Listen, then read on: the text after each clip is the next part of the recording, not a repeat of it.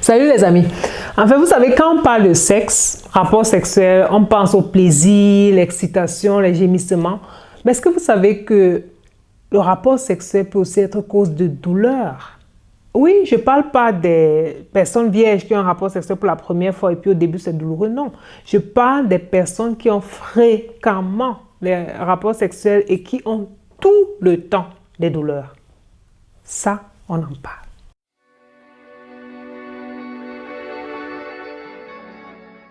Salut et bienvenue sur Médecine Facile. Moi, c'est Dr Letty, votre Gigi.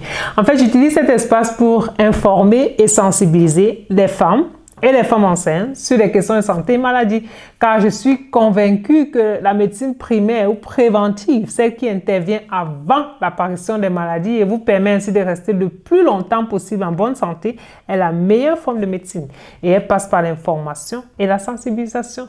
Vous le savez mieux que moi, sans la santé, rien n'est possible. Alors, si ta santé et celle de tes proches t'intéressent, eh bien, abonne-toi et partage. Les amis, on ne va pas se mentir. Les rapports sexuels sont très importants pour l'épanouissement d'un couple. Ce n'est pas le plus important, mais c'est un facteur très important pour l'épanouissement d'un couple.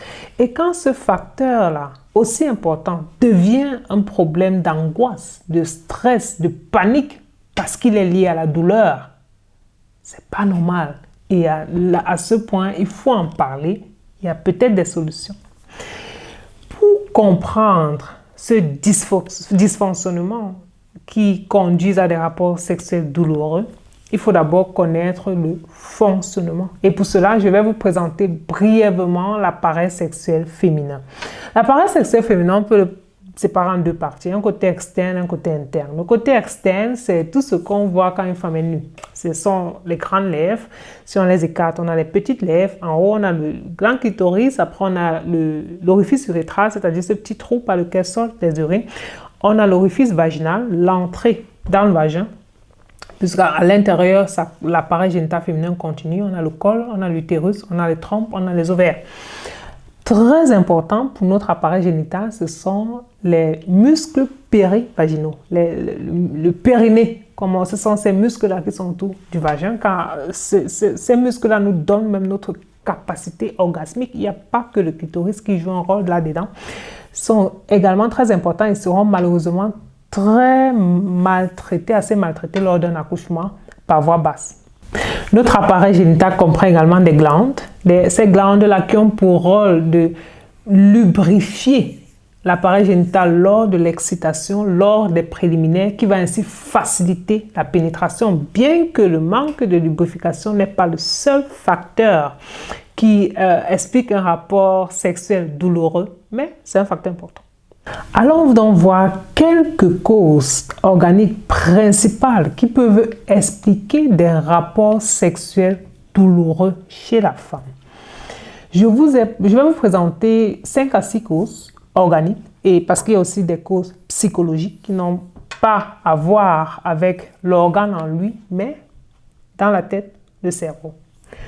En fait, on va commencer par une pathologie qu'on appelle le vaginisme.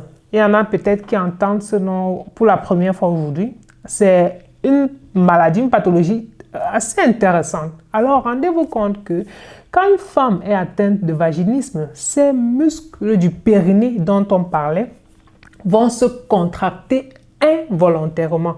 Ils vont empêcher toute pénétration. Souvent, c'est même difficile pour ces femmes-là d'écarter les jambes. Je sais, c'est difficile de se représenter cela, mais c'est un peu comme quand vous approchez un mouchoir auprès des yeux. Qu'est-ce qui se passe? Eh bien, l'œil se referme. C'est ce qui se passe quand on a un vaginisme. Ces muscles-là se contractent involontairement. Je vous assure, j'ai eu une patiente, elle a dû accoucher par césarienne parce qu'elle était atteinte de vaginisme. Ce n'était pas possible de lui faire un toucher vaginal. C'était la crise. Donc, quand tu approches avec les doigts pour la consulter, pour voir comment est-ce que le col est dilaté, les jambes étaient complètement refermées. C'est difficile à peut-être comprendre, mais j'essaie d'expliquer aussi clair et facile que je peux. C'est tout simplement pour vous dire que le fait que ces muscles-là se contractent sans que la femme ne veuille, ne peut pas avoir pénétration, alors c'est très difficile qu'il y ait pénétration dans ce cas-là. On va continuer avec notre pathologie qu'on appelle la vulvodynie. En fait, la vulvodynie, c'est quoi? On va expliquer ça. Les femmes décrivent ça comme des brûlures au niveau de la vulve. Comme on parle, la vulve, c'est l'appareil génital féminin externe. Quand on regarde, quand on examine la femme, on ne voit rien d'anormal. Elle n'a pas de rougeur, il n'y a pas les boutons, il n'y a pas les lésions, rien. Il n'y a pas d'écoulement anormal. Tout a l'air OK, mais ça brûle. Elles ont des brûlures. C'est difficile à diagnostiquer, c'est difficile à expliquer, mais c'est une pathologie qui existe. C'est une pathologie qui ampute la vie sexuelle de ces femmes-là parce qu'elles ont tout le temps des brûlures et elles ne peuvent pas profiter de leur vie sexuelle. Un autre problème, c'est la vaginite. Bon, la vaginite, c'est une infection.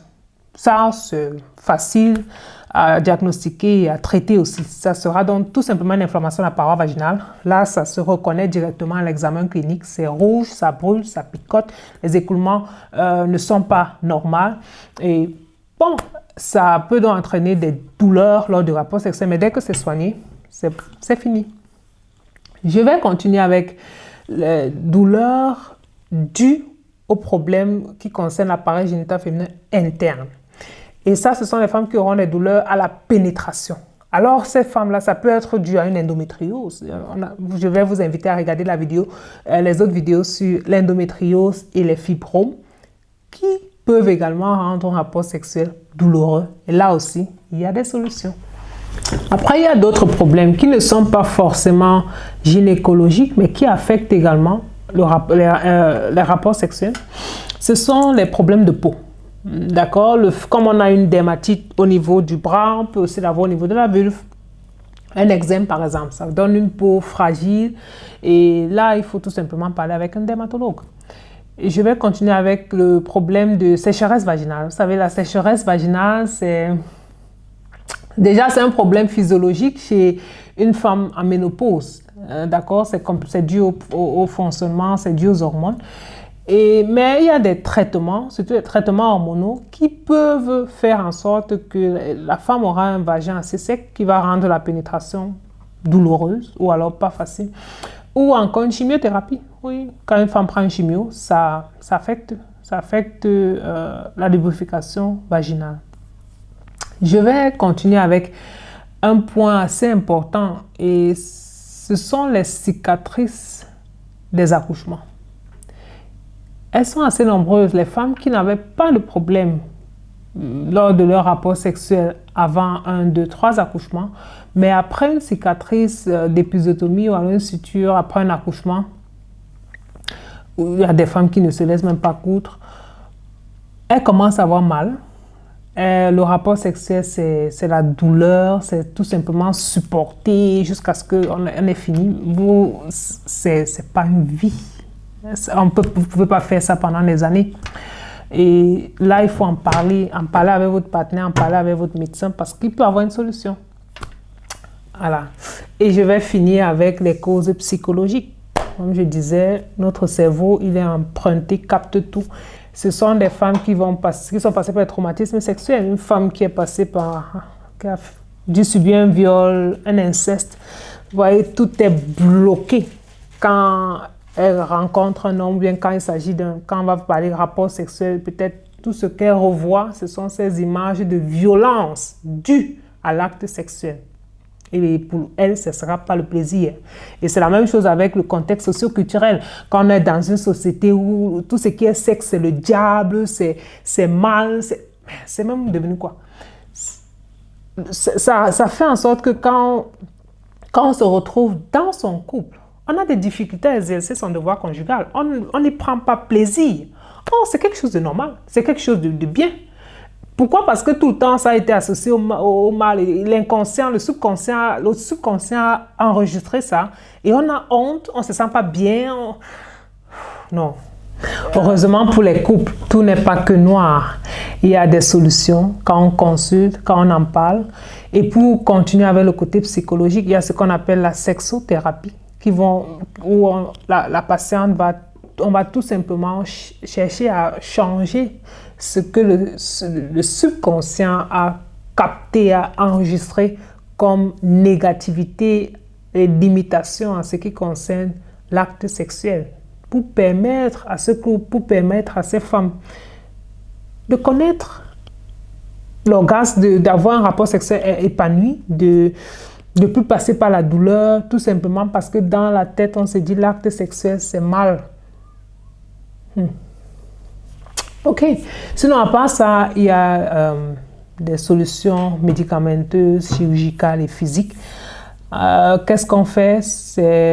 La plupart des fois, ce sont des pommades antidouleurs ou des injections que votre médecin vous prescrira après consultation pour lutter contre ces douleurs-là. Traitement chirurgical, bon, comme la chirurgie invasive, alors ça sera un dernier recours. On va d'abord essayer d'autres méthodes. Ensuite, il y a les traitements physiques qui consistent à rééduquer le périnée. La rééducation du périnée, mesdames, très important après un accouchement, surtout un accouchement par voie basse. Votre bassin vous dira merci, surtout à la ménopause, car vous pourrez ainsi éviter les problèmes de descente d'organes, les fuites d'urine, les incontinences. Pensez-y. C'était Dr Letty. Je vous dis merci d'avoir regardé la vidéo. Si vous avez des questions, laissez-les en commentaire, laissez-les en messagerie privée. Le numéro WhatsApp, vous le trouverez sur la page Facebook Dr Letty. Et je vous dis à la prochaine vidéo.